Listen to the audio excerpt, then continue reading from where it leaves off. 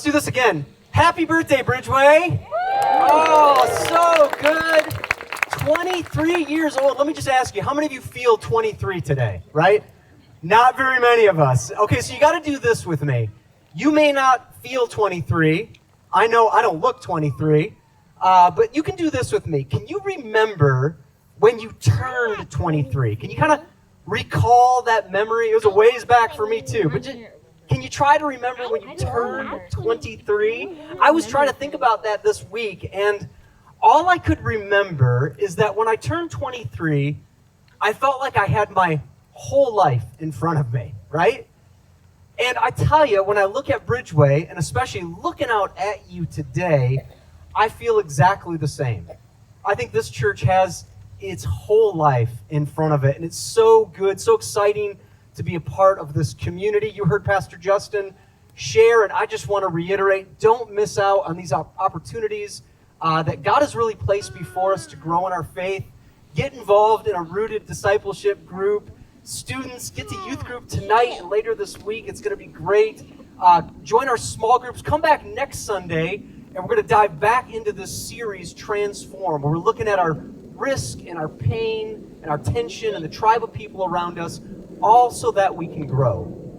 But I have one more bit of information for you I kind of thought was special to share on our birthday, and it has to do with an event we have coming up on October 29th. Many of you know we are moving forward with an expansion project here at BridgeWay, and part of that is just because we've seen how God has used this space to grow our community. You may not realize this, but BridgeWay, we actually own 17 acres here on this facility. In fact, we're one of the largest landowners on the Rogue River, and we don't take that lightly. We think that it's been just a blessing and a gift from God. And we're going to be embarking on what we're calling kind of our master campus plan, looking at all of it, all the property, both inside and out, and just trying to really seek God and how best to use it. So you know of this site. We call this our river venue. We do baptisms here. Been doing this, I think, since 2014. We've also got on the other side of the building, it's kind of getting overgrown, but there's a pavilion, which would make another great setting for outdoor events. You can all see kind of the back of the building. We got these loading docks. They're not finished yet. There's tons of potential there. And then inside the building, I'm shocked most of you don't know this, but we have about 20,000 square feet of unfinished warehouse space. And we want to use all of this, every square inch. God says he looks at his creation and he says there's not one bit of it that he doesn't say is mine. And so we want to do that. We want to give all of this back to God. We're going to have an opportunity. We've engaged with an architect, and we're planning for our future and what all of this could look like. You're going to have an opportunity to shape that conversation, to give your input, and that's coming up, as I said, October 29th. You do have to sign up to be a part of that, and you'll hear more about that in the weeks to come.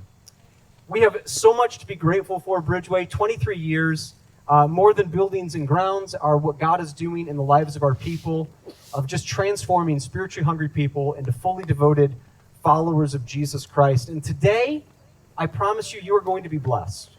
You're going to hear from 15 individuals, a record number of people that have decided to be baptized today. Yeah, you can cheer for that. 15 individuals. So exciting. They are going public with their faith. They honestly, I'm going to keep my words really short this morning because they are the sermon. They're going to tell you about how God has changed and worked in their life. I guarantee as you listen to them, you're going to hear stories of mountaintops and valleys. You're going to hear stories of when they've felt really close to God and maybe times when they haven't. But what I hope you hear the most is I hope you hear how God has been the hero in their lives.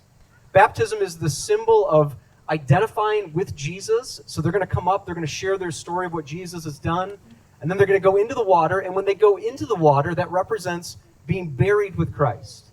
And when they come up out of the water, and all of you are going to you just shout and cheer, they're identifying their new life in Jesus Christ. One of the verses that I really love is Ephesians 2:13. It says, in Jesus, you who were once far away have been brought near. And I want you to think about that when you listen to these people this morning. I want you to hear the moments in their life where they were far and have been brought near to God. And I think it would be an incredible opportunity to just think about your own story and your own life of how God has maybe at times felt far and how he has brought you near in his life.